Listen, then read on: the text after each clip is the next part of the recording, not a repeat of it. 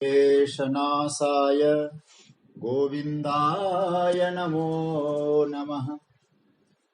नमः परमहंसास्वादितचरणकमलचिन्मकरन्दाय भक्तजनमानसनिवासाय श्रीरामचन्द्राय। वागीशायस्य वदने लक्ष्मीर्यस्य च वक्षसि यस्यास्ते हृदये संवित् तं नृसिंहमहं भजे। गुरुर्ब्रह्मा गुरुर्विष्णुर्गुरुर्देवो महेश्वरः गुरुः साक्षात् परब्रह्म तस्मै श्री गुरवे नमः। भगवत चरण कमलानुरागी सभी प्रियजन, आत्मीयजन, स्वजन, आप सभी को मेरा प्रणाम, वंदन, अभिनंदन, राधे राधे, जय श्री कृष्ण। प्रभु भगवान की मंगलमयी कृपा करुणा से परमात्मा के द्वारा प्राप्त समय का सदुपयोग करने का हम सबको एक बड़ा दिव्य अमोघ अवसर प्राप्त हुआ है। स्वाध्याय परिवार के माध्यम से हम सब एकत्रित होकर भगवत चिंतन का, भगवान की मंगलमयी छत्र छाया का अनुभव करते हुए प्राप्त कर रहे हैं। यह प्रभु की विशेष कृपा का फल है और यही मानव जीवन का सर्वोच्च लाभ भी है। प्रभु की मंगलमयी कृपा से हम लोग गीता स्वाध्याय एवं चिंतन की यात्रा में छठे अध्याय के चिंतन में हम लोग प्रवेश कर चुके हैं, जहां 21वें श्लोक की चर्चा कर रहे थे। कल कुछ विहंगम अवलोकन किया, उसके बाद 21वें श्लोक पर कुछ चिंतन हुआ, जिसमें सुख की 3 परिभाषाएं भगवान ने प्रदान की। और 3 परिभाषाओं के बारे में प्रभु ने कहा, आत्यंतिक, अतीन्द्रिय और बुद्धिग्राही। जो आत्म सुख है, परमात्मा सुख है, भगवत तत्व का जो अनुभव है, उसमें 3 चीजें बोले, वहां इंद्रियों से परे हैं, इंद्रियों की गति वहां नहीं है। दूसरा आत्यंतिक है, वो भगवत तत्व वाला जो सुख है उसका आदि नहीं है, अंत नहीं है, आदि और अंत से रहित है। तीसरा बुद्धिग्राह्य है, इंद्रिय ग्राह्य नहीं है, अर्थात अनुभूति की जा सकती है बुद्धि के द्वारा। ये बात बताई।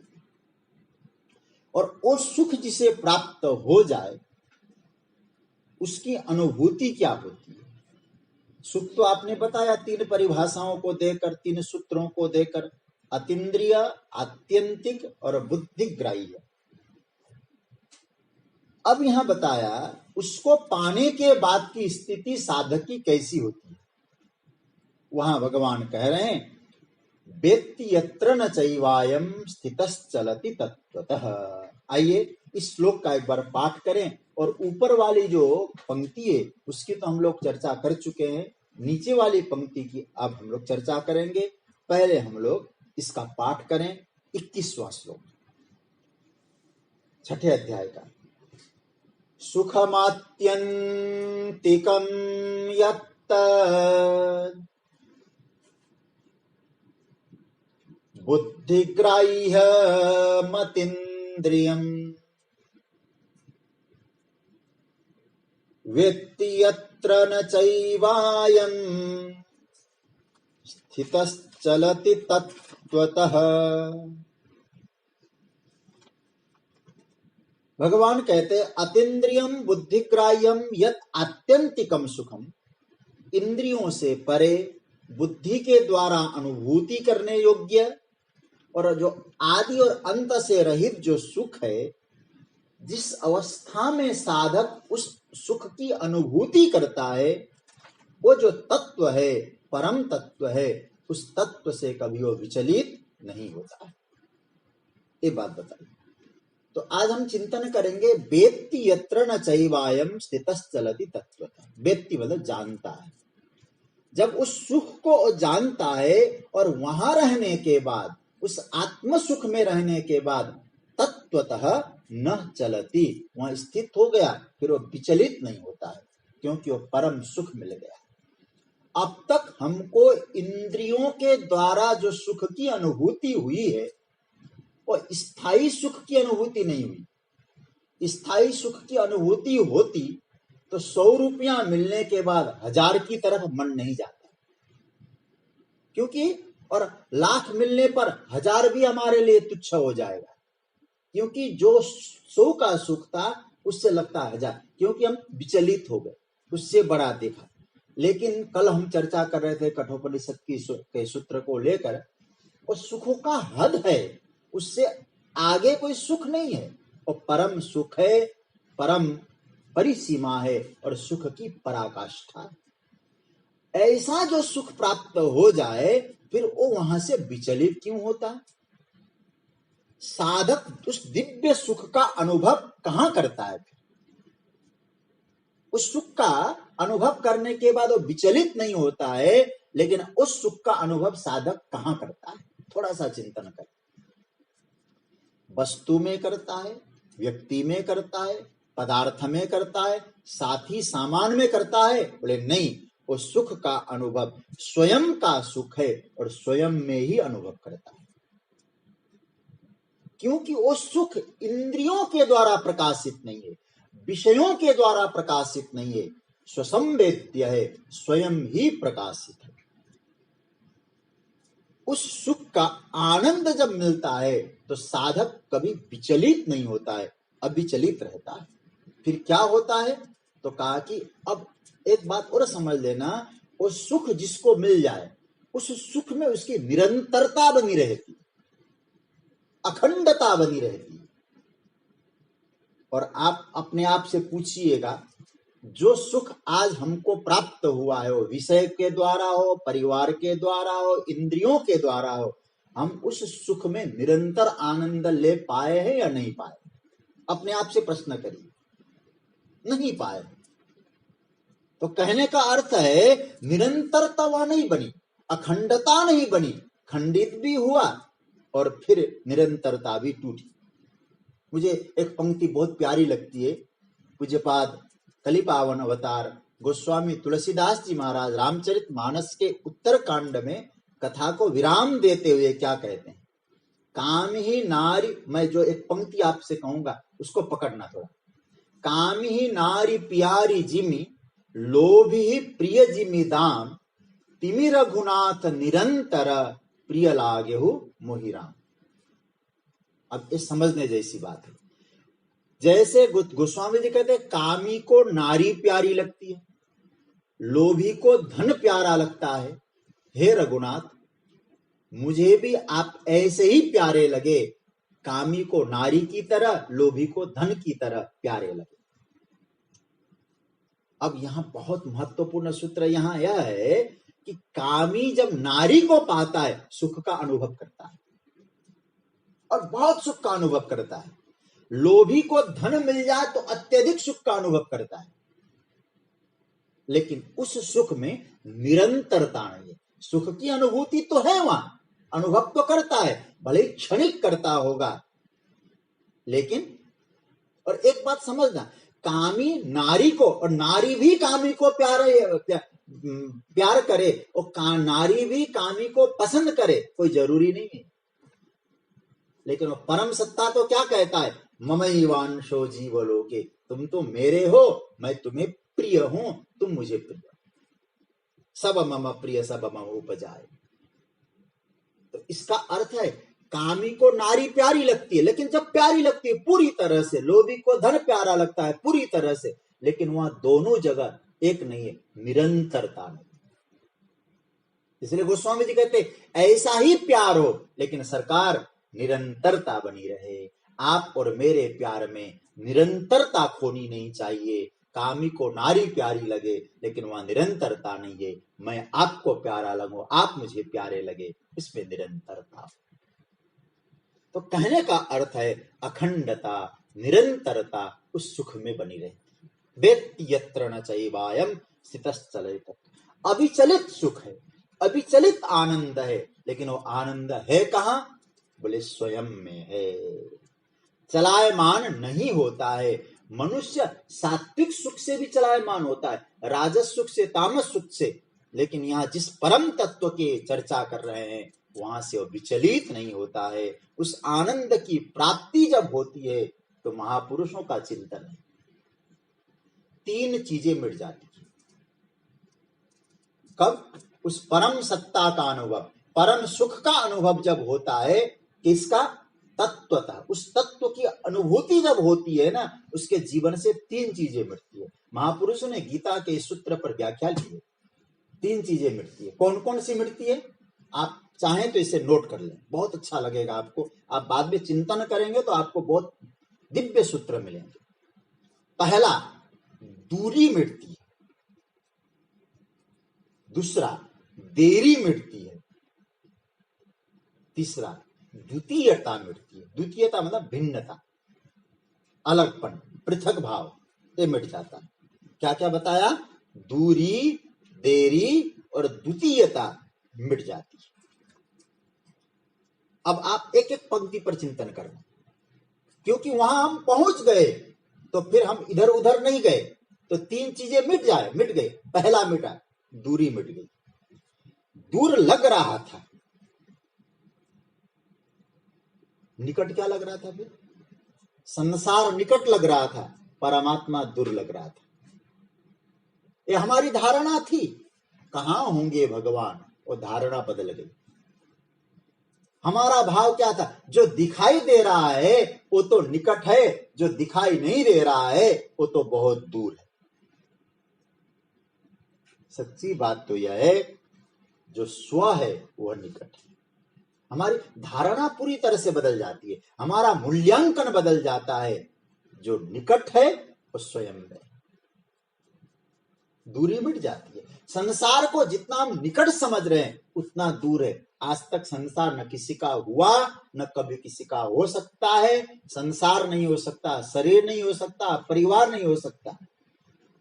और परमात्मा पहले भी अपना था, अभी भी अपना है, भविष्य में भी अपना रहेगा। तो सूत्र क्या मिल रहा है? दूरी मिट जाती है। एक अनुभूति हो जाए उस सुख की तो परमात्मा हमसे दूर है, वो परम सत्ता दूर है, परम सुख दूर है, ये दूरपन मिट जाएगा। दूसरा, देरी मिट जाएगी। देरी क्या है? देरी का भाव क्या होता है? देखिए, कभी कभी हम जब उस सत्ता तक नहीं पहुंचते हैं ना, उस परम सुख का अनुभव नहीं करते हैं ना, तो हमको लगता है कैसे मिलेंगे। मैं एक सूत्र के रूप में आपको एक बात कहना चाह रहा हूं। भगवत साधना में और संसार को पाने की साधना ही कहूंगा, संसार को पाने की यात्रा में आपको आनंद आ सकता है, लेकिन अंत में आपको मिलेगा कुछ नहीं, जड़ता हाथ लगेगी। परमात्मा को पाने की साधना में यात्रा कठिन लग सकती है, लेकिन पाने के बाद फिर आनंद ही आनंद है। अंतर क्यों? जब संसार को पाने के लिए व्यक्ति दौड़ता है तो आनंद से दौड़ सकता है, अरे मजा आ रहा है, लेकिन अंत में हाथ क्या लगा? जड़ता, नश्वरता। और परमात्मा की साधना की यात्रा में व्यक्ति जाता है तो ऊब जाता है। कभी कभी हम लोग उसका चिंतन करेंगे, भगवान जब आगे कहेंगे योगो निर्विण्ण चेतसा, उस पर हम चिंतन करेंगे। लेकिन उस यात्रा में जब जाता है तो उगता जाता है, लेकिन जो मिलता है बाद में बिना उगताए चित्त से, तो फिर वो परम सुख मिल जाता है। तो फिर वो प्राप्ति का आनंद है। देरी मिट जाती, कैसे मिलेगा? बड़े बड़ों को नहीं मिला तो हमको क्या मिलेगा? ये देरी का भाव। और मैं तो बार बार कहा करता हूं, भगवान की ओर से कभी देरी नहीं हुई, देरी है हमारी ओर से, लेकिन वो देरी नहीं है, देरी का भ्रम है। अच्छा, प्रहलाद जी यही सोचते, ध्रुव जी यही सोचते, परमात्मा कैसे मिलेंगे, भगवान की अनुभूति कैसे होगी? मिलते क्या? क्योंकि वहां देरी तो है ही नहीं। हमारी पुकार में देरी हो सकती है, परमात्मा के आने में देरी नहीं है। गजेंद्र ने पुकारने में देरी की, गोविंद में आने में देरी नहीं की, द्रौपदी ने पुकारने में देरी की, प्रभु ने आने में देरी नहीं। तो दूरी मिट गई, देरी मिट गई, और तीसरा द्वितीयता मिट गई। द्वितीयता मतलब क्या है? भिन्नता, पृथक भाव। हमसे कोई दूसरा है परमात्मा, कोई दूसरा है, ये भाव मिट गया पूरी तरह से। वह कोई दूसरा तो है नहीं, भले ही हमने उसको अपने से अलग समझा हो, लेकिन वो है स्वयं का स्वयं में और स्वयं ही है। वो स्वयं का है, स्वयं में है और स्वयं ही है। तो द्वितीयता मिट जाती। फिर कह दूं, उस सुख का अनुभव करने के बाद, उस परमात्मा का आनंद का अनुभव करने के बाद दूरी मिट गई, देरी मिट गई, द्वितीयता मिट गई। फिर क्या होगा? वो विचलित नहीं होता है, अविचलित रहता है। अब एक प्रश्न उठ सकता है, विचलित होता कब है व्यक्ति? याद रखिएगा, जब हमारा संबंध जड़ता के साथ हो जाए। क्योंकि जड़ता, प्रकृति एक क्रियाशील है, क्योंकि वो सुख सक्रिय गतिशील। एक उदाहरण के तौर पर मैं कथा सुनाया करता हूं, जब श्रीमद् भागवत राम कथा इत्यादि करता हूं, मुझे स्मरण में आ रहा है तो मैं आपको बता दूं। एक व्यक्ति चला जाता है, एक ऑफिस गए थे श्रीमान जी। जब पत्नी ने उनको फोन करके कहा कि आप आते वक्त एक साड़ी लेके आना मेरे लिए, और साड़ी लेने एक दुकान में गया और दुकानदार से कहा, भाई आज पहली बार मैं अपनी पत्नी के लिए साड़ी का शॉपिंग कर रहा हूं, मेरी पत्नी को पसंद ना आए तो वापस कर लेना। बोले ठीक है, आप दुकान की पहचान कर देना। दुकान की पहचान करके वो चला गया और जैसे पत्नी के पास गया और पत्नी को कहा, तुम्हारे लिए साड़ी खरीद कर लाया हूं, तुमने कहा था। तो पत्नी को साड़ी पसंद नहीं आई, कहा कि ऐसी साड़ी तो मेरे पास अनेकों हैं, आप दूसरे रंग की साड़ी लाते तो बहुत अच्छा था। उसने कहा कोई बात नहीं, चिंता मत करो, कल मैं वापस ऑफिस से आते समय इस साड़ी को बदलकर दूसरा ला दूंगा। ठीक, पत्नी मान गई। और जब लौट के आया अगले दिन, एक हलवाई की दुकान में गया और साड़ी को रख कर कहा कि इस साड़ी को बदल दो। हलवाई ने कहा, मोटे पेट वाले हलवाई बैठे थे, उन्होंने कहा कि भाई आज सुबह सुबह मैंने किसका मुंह देखा जिसके कारण है हलवाई की दुकान में साड़ी लेके आया। तो उन्होंने कहा, भाई यहाँ तो हलवाई का दुकान है, बाकी कुछ नहीं है, मिठाई खानी हो, दूध पीना हो तो मिल जाएगा, चाय पीनी हो, लेकिन साड़ी की तो व्यवस्था यहाँ नहीं है। कहा कि कल आपने कहा था ना, पसंद ना आए तो बदल देंगे, पत्नी को पसंद नहीं आए तो बदल दो। तो दुकानदार ने कहा, आपने दुकान की पहचान की? बोले कौन सी पहचान? बोले कल मैं दुकान से साड़ी लेकर निकला तो दुकान के बाहर एक सांड बैठा था, तेरे दुकान के बाहर भी तो सांड बैठा है। कथा तो साधारण लगती, हमने सुख की पहचान कहां की? सांड को देखकर। सांड आज यहां है, कल वहां बैठेगा, तो सांड को देखकर दुकान की पहचान नहीं हो सकती है। कहीं तो वस्त्रालय की जगह आप अनाथालय में ना पहुंच जाए इस तरह से। तो मूल बात यह है, ये सांड सरकता है, संसार का सुख विचलित करता है, आज यहां है कल वहां है। और भगवान कहते सांड वाला सुख नहीं, अविचलित सुख चाहिए।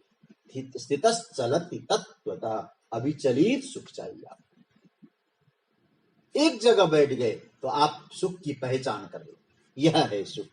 क्योंकि हमारा संबंध जड़ता के साथ हुआ है, एक रास्ता नहीं मिलती वहां। तो फिर क्या होता है? फिर यात्रा, सफर। वहां नहीं मिला तो सफर में जाओ, चांद सफर में, सितारे सफर में, नदियां सफर में, दरिया सफर में, जहां की हर चीज सफर में, तो हम भी सफर में होते हैं। ये कोई सुख की परिभाषा नहीं है। इसलिए यहां बहुत सुंदर सूत्र भगवान कहते हैं, तुम उस सुख को पहचान तो लो, फिर आप विचलित नहीं होगे उस सुख से, उस परमात्मा से, उस परम तत्व से। वो तत्व अविचलित है, प्रकृति जन्य नहीं है, स्वतःस्फूर्त है। मैं जब इस श्लोक की व्याख्या भक्ति के आचार्यों के माध्यम से चिंतन कर रहा था तो बहुत अच्छा लगा मुझे। भक्ति के आचार्यों का मत है कि देखो अविचलित तत्व परमात्मा है, श्री कृष्ण है, श्री राम है, अविचलित है। बोले कैसे? बोले उसी के आधार पर सब चलित है। बहुत मुझे अच्छा लगा इसलिए आपके साथ शेयर कर रहा हूं। लेकिन मूल है भगवान। कैसे? बोले जैसे चाकी है ना, वो चाकी का जो चाक है, बीच में जो डंडा है, वो चाकी घूमती चलती चाकी देख के, लेकिन बीच में जो डंडा है वो अविचलित है, उसके आधार पे घूमता है। तो हमारे भक्ति के आचार्य कहते संसार उसी परमात्मा का विवर्त है, घूमता है, चलता है, लेकिन मूल कौन है? भगवान। उस परमात्मा को पकड़ो, वही परम सुख है। तो ऐसा जो अविचलित रहने वाला, उस परम आनंद का जो स्रोत है, परम आनंद का जो सुख है, उसको पाने के बाद व्यक्ति कभी विचलित नहीं होता, वहां परम लाभ प्राप्त करता है।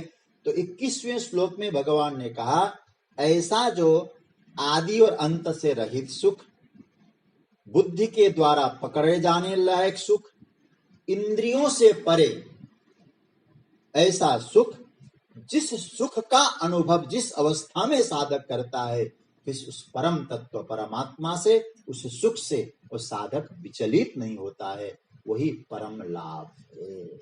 इस श्लोक में बात आई। अब आगे 22वें श्लोक में भगवान कह रहे हैं कि उस सुख को पाने के बाद अन्य सुख वो मानता ही नहीं। बड़े बड़े दुख उसके जीवन में आ जाए, वो विचलित नहीं होता है, क्योंकि अविचलित तत्व में आया। ये बड़ा ही सुंदर श्लोक है, 22वां श्लोक। आइए पहले पाठ करें, फिर हम लोग यात्रा करेंगे। 22वां श्लोक। यम लब्ध्वा चापरम लाभम मन्यते नाधिकम ततः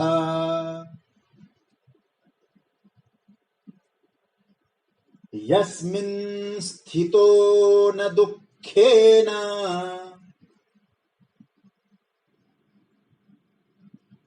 गुरुणापि विचाल्यते। यम लब्ध्वा तथा अधिकम अपरम लाभम न मन्यते च यस्मिन् स्थितः गुरुणा अपि दुःखेन गुरुणा दुःखेन अपि न विचाल्यते। इसका अर्थ क्या होता है?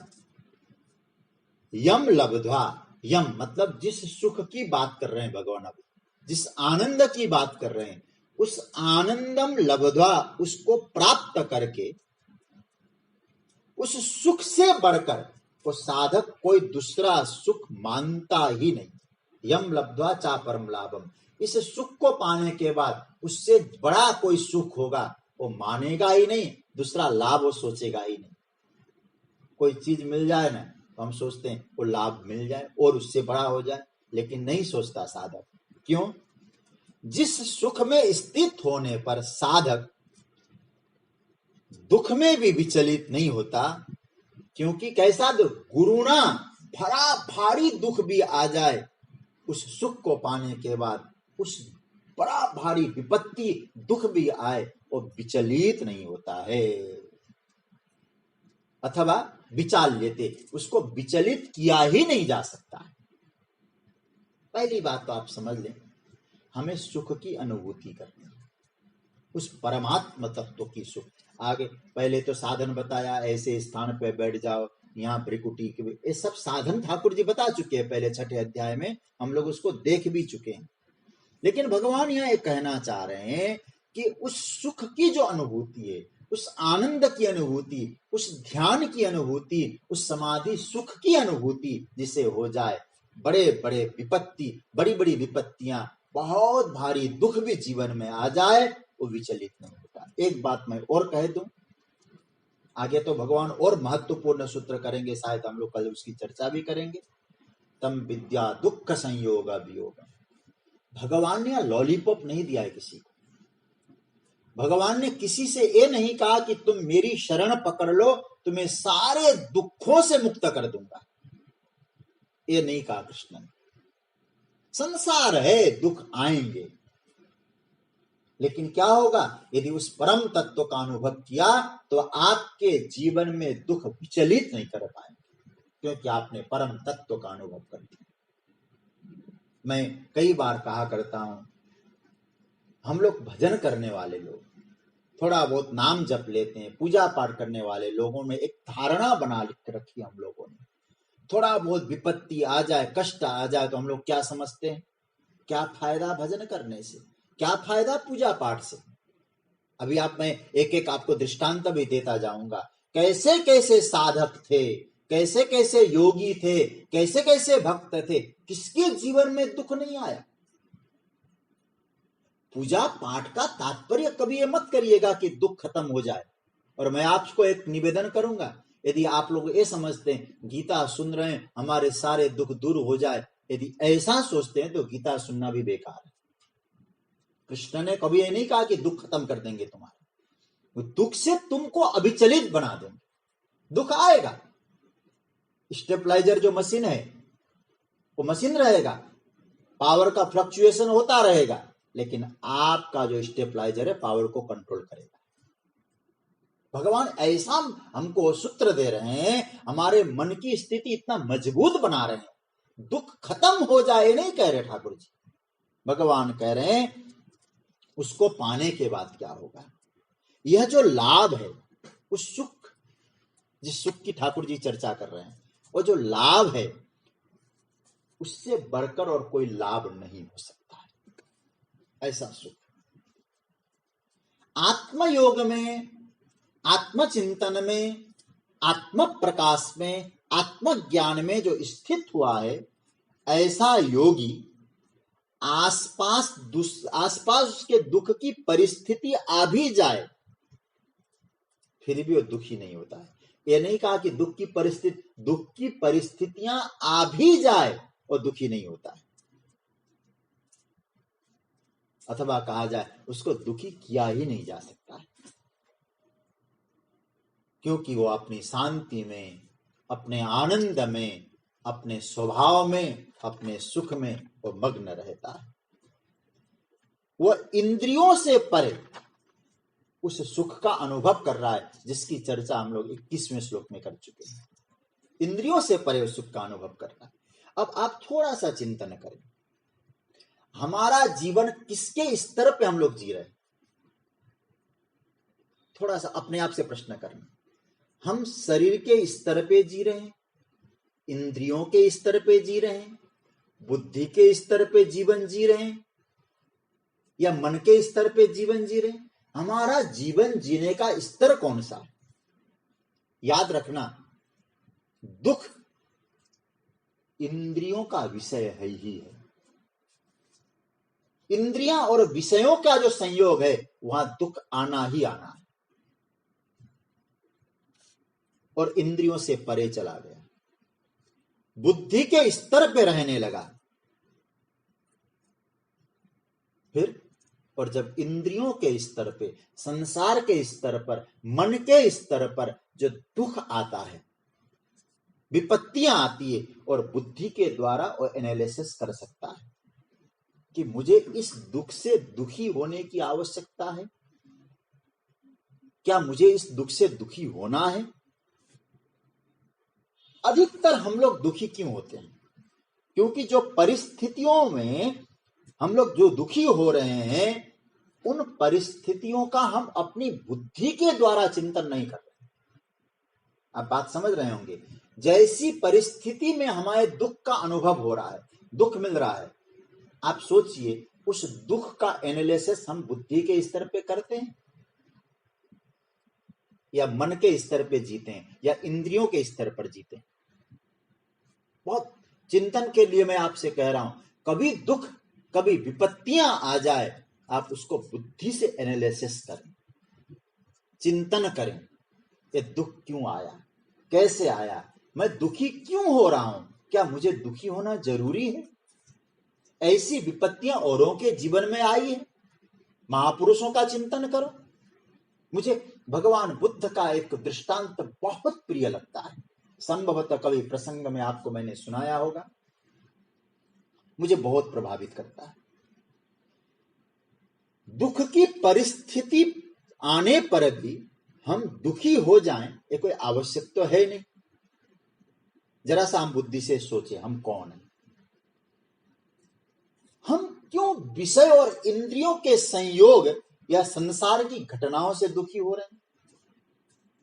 हमने क्यों दुखी होना स्वीकार कर लिया? हम स्वयं भी दुख का अनुभव क्यों कर रहे हैं?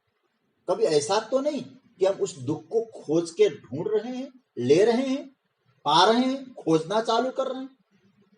मुझे एक दृष्टांत बहुत अच्छा लगता है। हम लोग सुबह पेपर पढ़ते, अखबार पढ़ते हैं। अखबार में क्या पढ़ते हैं हम लोग?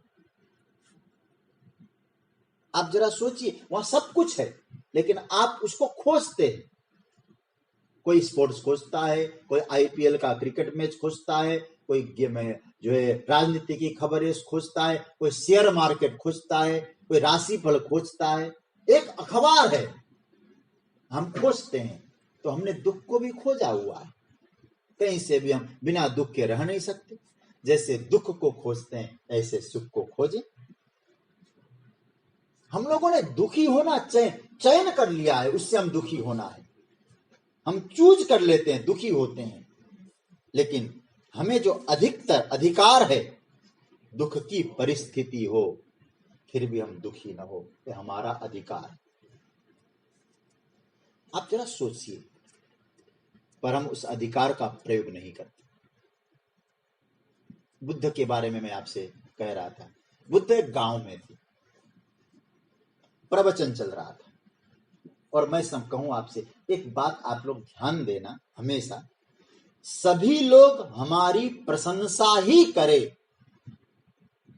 कोई हमारी निंदा न करे, इस भ्रांति में कभी मत रहे। ये हमारा भ्रम है।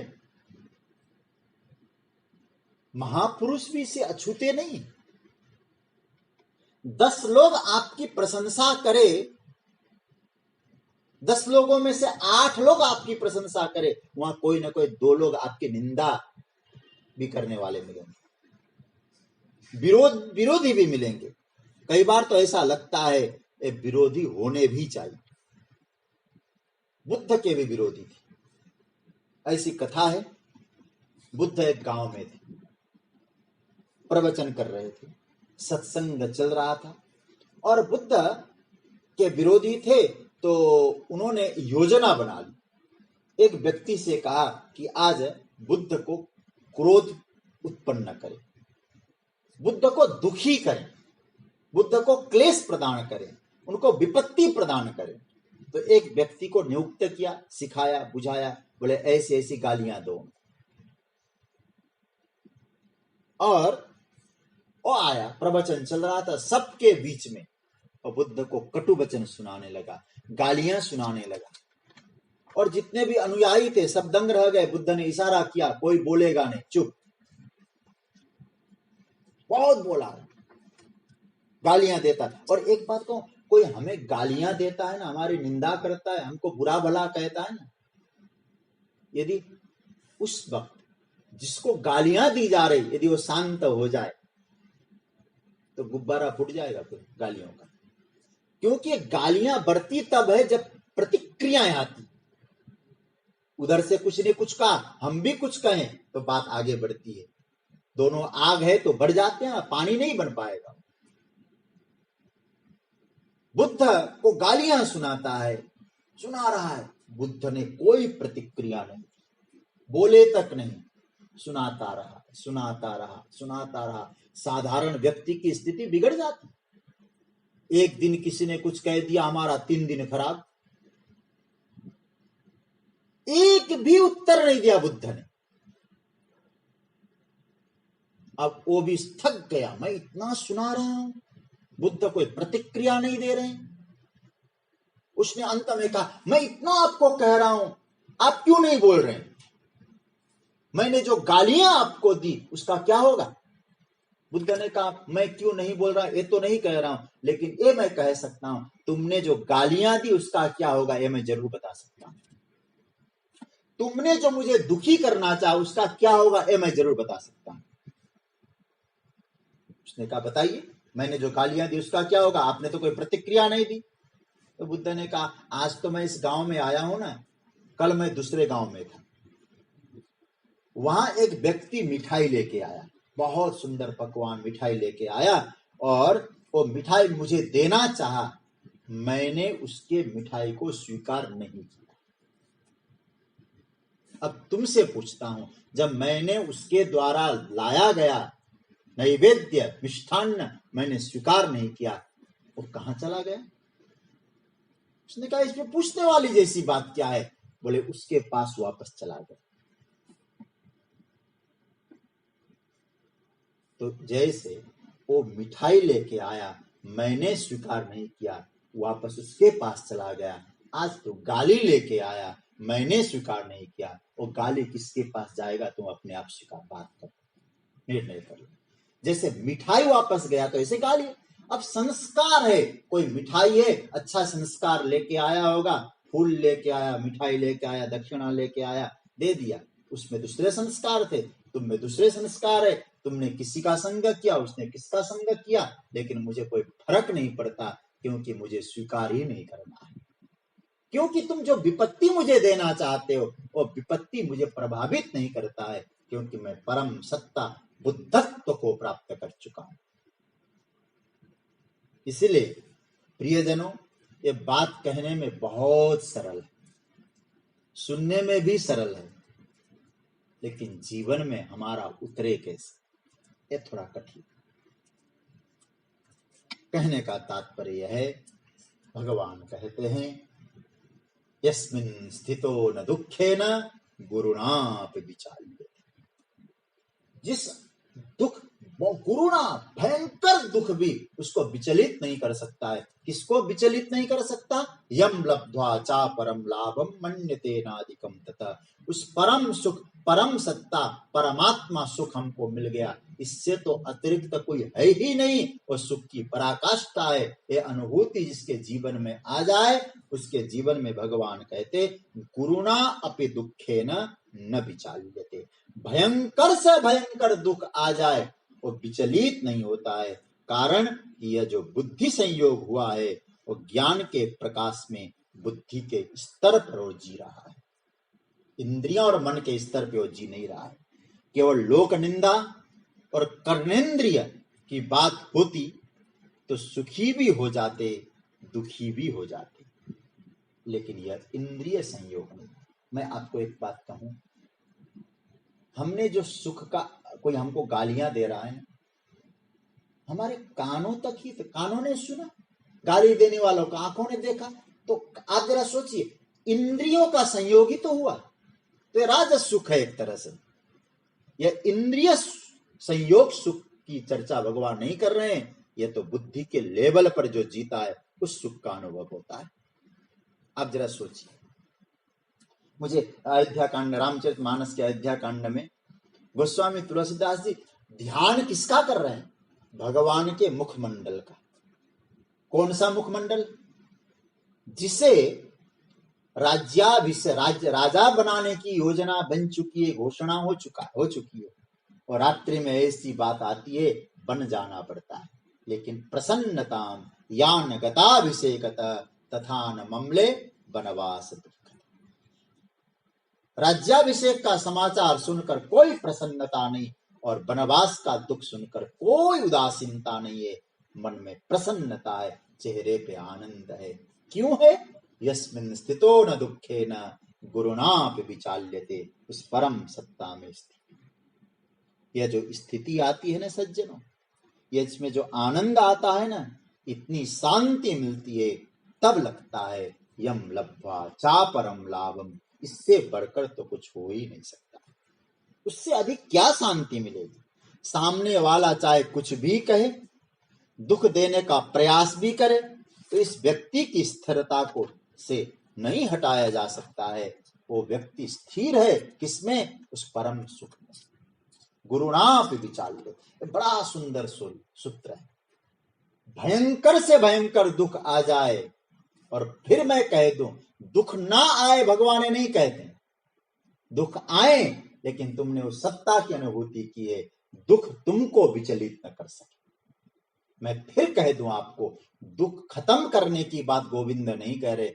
दुख आएंगे, संसार में रहेंगे तो दुखालयम अशाश्वतम, संसार दुखों का भंडार है। दुख तो मिलेंगे, लेकिन दुख आपको अविचलित करे, विचलित न करे, इसकी एक बूटी ठाकुर जी दे रहे हैं। हमारे वैदिक संस्कृति में तो ऐसे बहुत दृष्टांत आपको मिलेंगे, ऐसे ऐसे महापुरुषों का दृष्टांत है, अनेक दृष्टांत है। यदि दूसरे धर्म संप्रदाय में भी हम देखें, उसमें भी बहुत बड़े बड़े जिन्होंने उस परम तत्व का अनुभव किया हो, और भले ही किसी और देश में रहते हो और संप्रदाय में जीते हो, लेकिन अनुभूति तो संभवतः एक जैसी होगी। जीसस क्राइस्ट, उनके विषय में पढ़ने में आता है। मैं आज एक ग्रंथ पढ़ रहा था उनके विषय में। उनको जब सूली पे चढ़ाया जा रहा है, एक तरफ दलाल है, दूसरी तरफ बेश्याओं का झुंड है, दोनों के बीच में सूली पर लटकाया जा रहा है, कीले ठोकी जा रही, हाथ और पैरों में कीले ठोकी जा रही। क्या स्थिति, उम्र भी ज्यादा नहीं, 33 साल तो उनकी कुल आयु थी जीसस क्राइस्ट की। आकाश की ओर निहार कर कह रहे हैं, या क्या कर रहे हो परमात्मा, मैंने क्या गलत किया? समाज को सुखी करने का ही तो प्रयास किया, कोई गलत काम तो मैंने किया ही नहीं, ऐसा क्यों कर रहे हैं? कोई सामान्य व्यक्ति की बात तक तो ठीक है, मैंने तो कभी भी गलत किया ही नहीं, सबको सही राह दिखाने का प्रयास किया, ऐसा क्यों? क्या दिखा रहे हो ये सब? ये जब शिकायत होने लगी तो उसमें लिखा है, उस परमात्मा में जब दुख आया, उससे शिकायत होने लगी, तब तक वो कौन थे? जोसेफ बड़ई का बेटा, जोसेफ बड़ई का जो बेटा है, कारपेंटर का बेटा था। जैसे यह बात याद आ गई, अरे प्रश्न हुआ, मैं क्या कर रहा हूं, क्या कह रहा हूं? जीवन के अंतिम क्षणों में शिकायत, जीवन के अंतिम क्षणों में फरियाद कर रहा हूं उस परमात्मा से।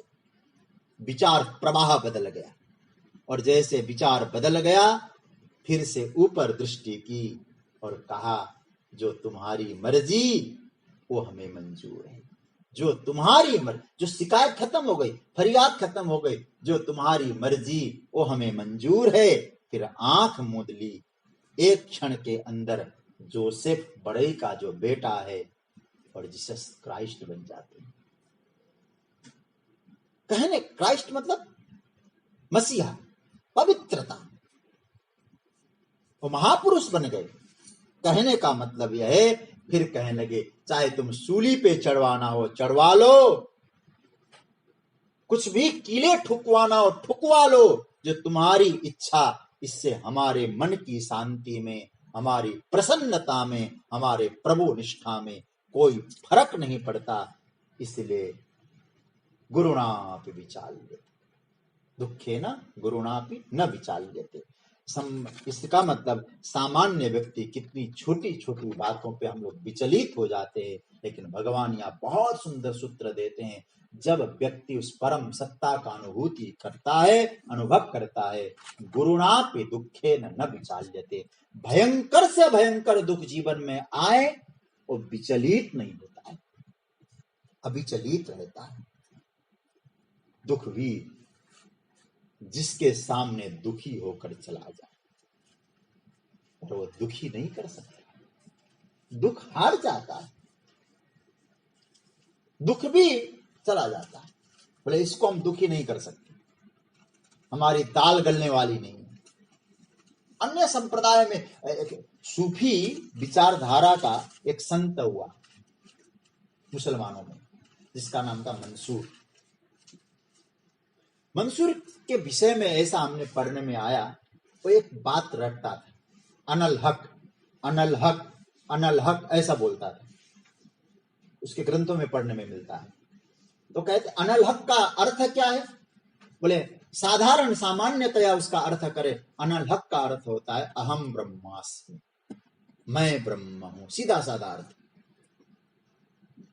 लेकिन इस्लाम में तो यह विचारधारा मान्य नहीं है। अल्लाह के बंदे हो सकते हो, अल्लाह कैसे बन सकते हो तुम? लेकिन वो तो अनल हक, अनल हक, अनल हक। कुछ परंपरावादी लोग थे, ट्रेडिशनल जो लोग थे, उन लोगों ने मंसूर को गुनाहगार समझा। इसने गुनाह किया, अल्लाह का बंदा अल्लाह कैसे बन गया? ये धर्म विपरीत बात कर रहा है। ऐसे परंपरावादी लोगों ने कहा इसको दंड देना चाहिए, पत्थर मार मार कर इसको सजा दो।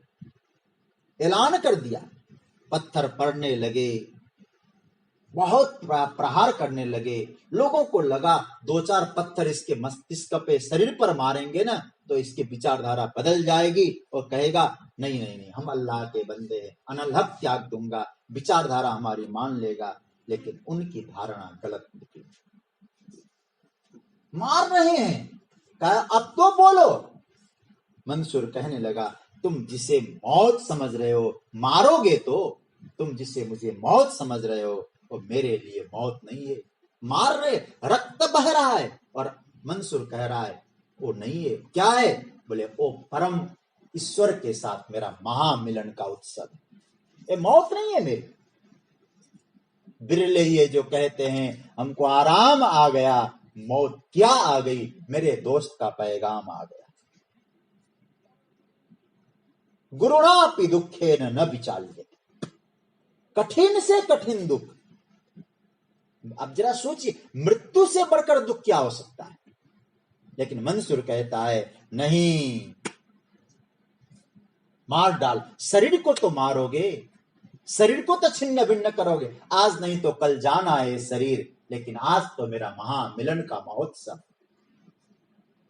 भगवान कहते जिसने, अब वो धर्म कौन है, संप्रदाय क्या है, इस पर न जाए, लेकिन उस तत्व का जिसने अनुभव किया है, उनके जीवन में भी दुख आया, लेकिन परिणाम वो दुख उनको विचलित नहीं कर पाए। आप लोग गीता सुन रहे सज्जनों, इसका केवल इतना सा हम लोग सूत्र समझ लें, दुख तो आएंगे, हम लोग अविचलित रहें और आप प्रयास करेंगे, आप बुद्धि के स्तर पर जिएंगे, संकल्प सिद्ध करेंगे, तो मैं आपको कह सकता हूं आप इस पे खरे उतर सकते हैं। दुख आएंगे। कहने का मतलब यह है, जीवन में कैसी भी परिस्थिति आ जाए, बैठे हैं भारत भूमि पर, कैसे कैसे संत हुए, कभी आप उनका जीवन चरित्र देखें। और मैं आपको कहूं, दुख भगाने के लिए संतों ने कभी भगवान का भजन नहीं किया। और हम लोगों ने क्या काम का चालू कर दिया, थोड़ी सी विपरीत परिस्थितियां आ जाए, उसको भगाने के लिए हम लोगों ने प्रयास किया। कैसे भी हो दुख चला जाए, दुख चला जाए। लेकिन संतों ने हमेशा ये कहा, परिस्थिति कैसी भी आए गोविंद, तुमसे हम जुड़े रहे। परिस्थितियों को काटने के लिए नहीं कहा। मुझे यमुनाचार्य जी का एक श्लोक याद आ रहा है, बहुत दिव्य, वैष्णव संत शिरोमणि स्वामी यमुनाचार्य जी महाराज, क्या श्लोक बोलते हैं वो। अभूतपूर्वम मम भावि किंबा सर्वम सहे में सहजम ही दुखम, किंतु त्वदग्रे शरणागतानां पराभवो नाथ न तेन रूपम। प्रार्थना करते हुए कह रहे हैं, हे परमात्मा, अभूतपूर्वम मम भावि, आप मेरे प्रारब्ध में, मेरे भाग्य में, मेरे कर्म में जो कुछ दुख है, परिस्थितियां है, जो देना है, देने में कृपया सरकार संकोच मत करना, देना। और मैं आपको वचन देता हूं, मैं आपका शरणागत हूं, इसलिए बहुत आनंद से, सहज रूप से भोग लूंगा। सहजम ही दुख, शिकायत करके, कराह के, फरियाद करके, विचलित होकर मैं दुख नहीं भोगूंगा। सहज रूप से तेरी प्रशंसा करते, तेरा भजन करते करते दुख भोग लूंगा। लेकिन केवल मेरा इतना निवेदन है प्रभु, किंतु त्वदग्रे शरणागताना, मैं आपका शरणागत हूं, दुख मुझे दबा न सके, ऐसी मजबूत मनस्थिति प्रदान करना। दुख तो आए, दुख हमको विचलित नहीं कर सके। गुरुणा अपि दुखे न विचाल्य। दुख भगाने के लिए भजन मत करो सज्जन। मैं तो बार बार कहता हूं, आने दो ना, प्रभु से जुड़े रहें। दुख आता है तो कर्म का लेखा जोखा कट रहा है, सरकार हम आपसे जुड़े हैं। कुंती की तरह विपदा संतु न सस्वत तत्र तत्र। जो देखिए कुंती ने जो स्तुति में विपदा शब्द का प्रयोग किया है, विपद शब्द नहीं, विपदा बहुवचन। जो जो विपत्तियां देना, लेकिन सरकार तुमसे अलग न होने पाए, इतनी कृपा करना।